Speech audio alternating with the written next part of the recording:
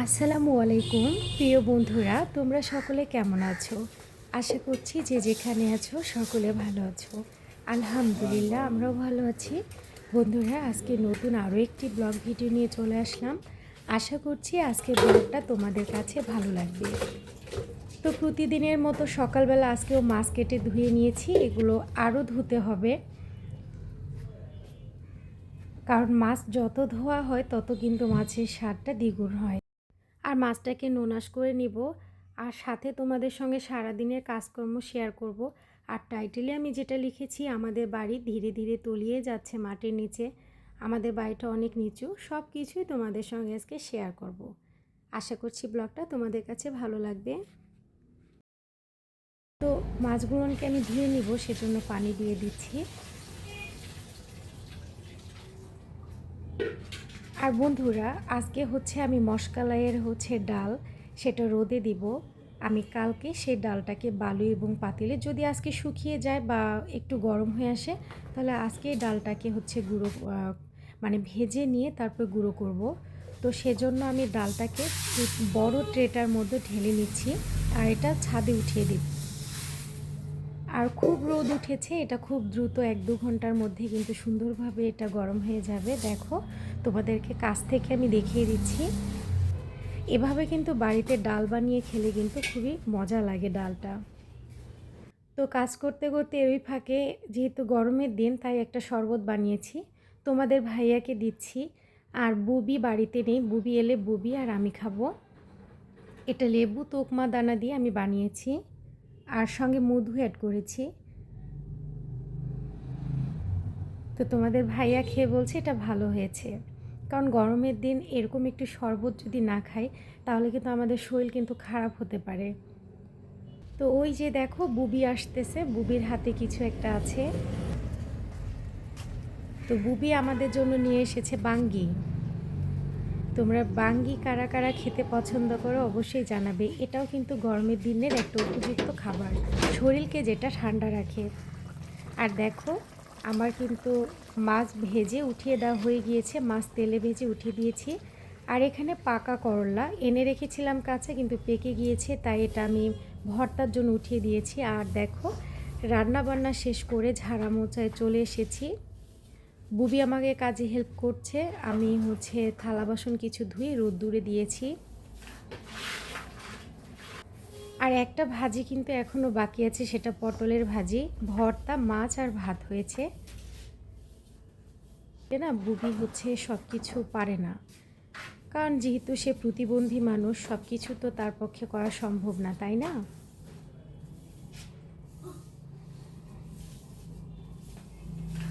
আর বন্ধুরা, তোমাদেরকে তখন আমি যে কথাটা বলেছিলাম, যে আমরা মাটির কতটা নিচে তলিয়ে যাচ্ছি, বা আমাদের ঘরগুলো তলিয়ে যাচ্ছে, আজকে কিন্তু তোমাদেরকে ঘুরিয়ে ঘুরিয়ে সেগুলো দেখাবো, যে বাইরের থেকে আমাদের বাড়িটা কতটা নিচু, বা আমরা নিচে বসবাস করি। তো দেখো, থালা বাসন কিছু ধুয়ে রোদ্দুরে দিয়েছি, আর কিছু এখনও মেজে রাখা হয় নাই, ওগুলো মাজতে হবে। আর এখানে টেবিলটা ক্লিন করে নিয়েছি, কারণ এই টেবিলটা হিজিমিজি হয়ে থাকলে আমার বিরক্ত লাগে। আর দেখো, পটলের ভাজিটা যেটা হয়নি, সেটা আমি ছিলে নিয়েছি, কেটে নিব।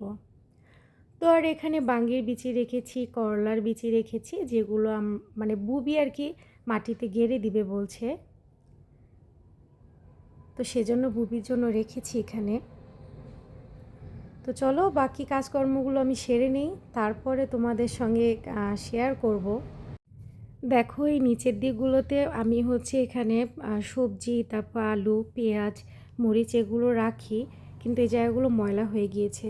বুবি এই জায়গাগুলোতে পরিষ্কার করতেই চায় না, সপ্তাহে একদিন করে এগুলো টেনে দিলে তারপর ভালো করে মুছে দেয়, না হলে আমাকেই মুছতে হয়। তো এগুলো আজকে আমি ঝাড়া মোছা করছি, গ্যাসটাও পরিষ্কার করব, তারপরে এই সেলফগুলো পরিষ্কার করব, সব কিছু আর কি।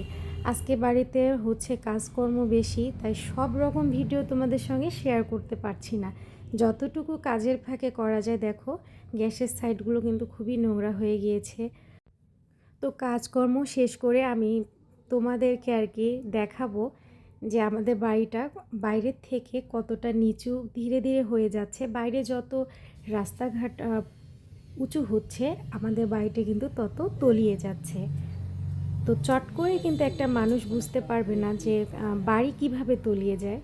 এটাই হলো যে বাইরে যতটা রাস্তাঘাট উঁচু হচ্ছে, দেখো আমাদের উঠোনটা কিন্তু উঁচু। সাধারণত প্রত্যেকেরই উঠোন থাকে নিচু। এই দেখো উঠোন থেকে একটা সিঁড়িতে কিন্তু আমাকে পা দিতে হচ্ছে। বন্ধুরা, তোমরা কিন্তু কিছু মনে করো না, আমার বাড়িটা কিন্তু এখনও মোছা হয়নি। তোমরা কিন্তু দেখলে আজকে আমার বাড়িতে অনেক রকম রান্না বান্নার কাজকর্ম আমি করছি। তো মুছে ক্লিন করে তোমাদের সঙ্গে শেয়ার করতে পারলাম না। তো যে কথার মধ্যে আমি ছিলাম, একটা সিঁড়ি বেয়ে কিন্তু আমি বারান্দাতে আসলাম। তারপর আবারও একটুখানি নিচে নামলে তারপরে আমাদের ঘর। তোমরা কি বুঝতে পারছো যে আমাদের ঘরগুলো কত নিচু?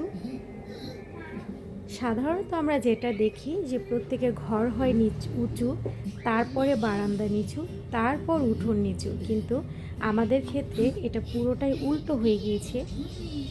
কিন্তু একটা সময় এই বাড়িটা ওই প্রত্যেকের বাড়ি যেমন তেমনই ছিল, কিন্তু যুগের পর যুগ যখন চলতে যাচ্ছে, বাইরের রাস্তাঘাট উঁচু হচ্ছে আর ততটাই আমাদের বাড়িটা নিচু হচ্ছে। তোমাদেরকে অন্য ঘরগুলো আমি শেয়ার করে দিচ্ছি, সবগুলো ঘরেই কিন্তু এরকম। এই ঘরটা থেকে দেখো, আমি যে ঘরে থাকি, আমার মেয়ের ঘর থেকে আমার ঘরে যাচ্ছি, আমার ঘরটা দেখো আরও নিচু। আশা করছি তোমরা বুঝতে পারছো। আমি তোমাদেরকে বাইরেটাও দেখাবো যে রাস্তা আমাদের বাড়ি থেকে কতখানি উঁচুতে।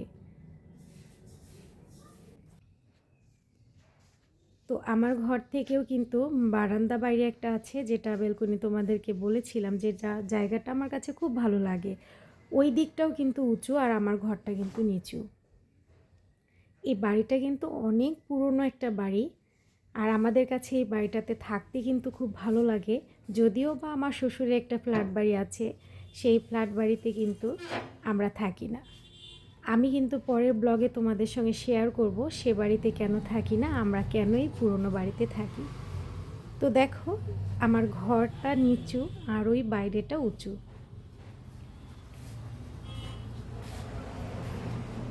দেখতে পেরেছো? এই বারান্দা থেকেও কিন্তু তার বাইরেটা আরও উঁচু। আমাদের ঘরগুলো যখন মানে কাছ থেকে তোমরা দেখতে যদি পারতে, তাহলে বুঝতে যে আমাদের ঘরগুলো কত নিচু, মাটির নিচে তলিয়ে গিয়েছে।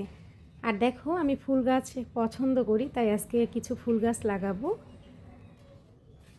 এই যে বাইরে আসলাম, দেখো 3টা সিঁড়ি দেওয়া আছে, তারপরে কিন্তু আমাদেরকে বাইরে যেতে হয়। তাহলে বোঝো আমরা কত নিচুতে আছি। এই 3 সিঁড়ি বেয়ে আমাদের উঠোনে যেতে হয়। উঠোন থেকে 1 সিঁড়ি বেয়ে বারান্দা, তারপর বারান্দা থেকে 1 সিঁড়ি বেয়ে কিন্তু আমাদের ঘর। তোমরা কি বুঝতে পারছো? কিন্তু তবুও আমাদের এই পুরনো বাড়িটা আমাদের কাছে ভালো লাগে এবং আমরা এই বাড়িতে থাকতেই অভ্যস্ত। তো বন্ধুরা, আমার ব্লগ ভিডিওগুলো তোমাদের কাছে কেমন লাগে অবশ্যই কিন্তু সুন্দর একটা কমেন্টের মাধ্যমে জানাতে পারো। আর যদি আমাকে সাবস্ক্রাইব করে না থাকো, আমার ভিডিও যদি তোমার কাছে ভালো লাগে অবশ্যই কিন্তু সাবস্ক্রাইব করে রাখতে পারো, যাতে আমার ভিডিওগুলো পৌঁছে যায় সবার প্রথমে। আর সুন্দর একটা কমেন্ট আর লাইক দিতে কিন্তু ভুলো না বন্ধু। আবারও দেখা হবে নতুন ব্লগ ভিডিওতে। সে পর্যন্ত তোমরা ভালো থেকো, সুস্থ থেকো এবং আমার জন্য দোয়া করো। খোদা হাফেজ। আসসালামু আলাইকুম।